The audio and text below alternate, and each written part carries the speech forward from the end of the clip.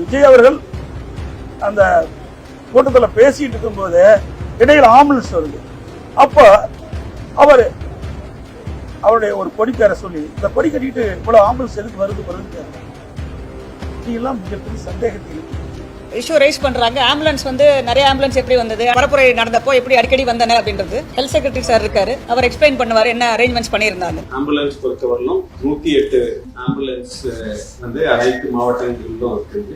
கரூர்ல பார்த்தோம்னா மொத்தம் 19 இருக்கு. பட் இந்த இன்சிடென்ட் நடந்த இடத்த சுத்தி பார்த்தோம்னா 3 இடங்கள்ல நியரஸ்ட் ஆம்புலன்ஸ் இருந்தது. அதை தவிர கொஞ்சம் டிஸ்டன்ஸ்ல இன்னொரு 3 ஆம்புலன்ஸ். இது மட்டும் இந்த 6 ஆம்புலன்ஸ் தான் நியர்பை நம்ம 108ல இருந்தது. ஒன்று fire station, Karur medical college ஹாஸ்பிட்டல்ல, இன்னொன்று தாந்தோன்றிமலை. அது தவிர இந்த கே பரமத்தி, மண்மங்கலம், பிடாமங்கலம் அங்க இருந்தது. ஸோ இது நம்மளுக்கு நம்ம ஒரு காமன் கால் சென்டர் இருக்கு 108 இங்க சென்னையில உங்களுக்கு தெரிஞ்சு.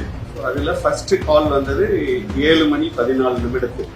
ஸோ அது 7:20 அங்க ஆம்புலன்ஸ் போயிருக்கு. 2வது கால் 7:15, அது 7:23 அங்க போயிருக்கு. அவங்க தான் ரிப்போர்ட் பண்றாங்க இங்க multiple casualty spot critical cases. So அதுக்கு பின்னாடி நம்ம அனைத்து மாவட்டங்கள்ல இருந்தும் நம்ம 108 மற்றும் இதர இதை ஆக்டிவேட் பண்றாங்க.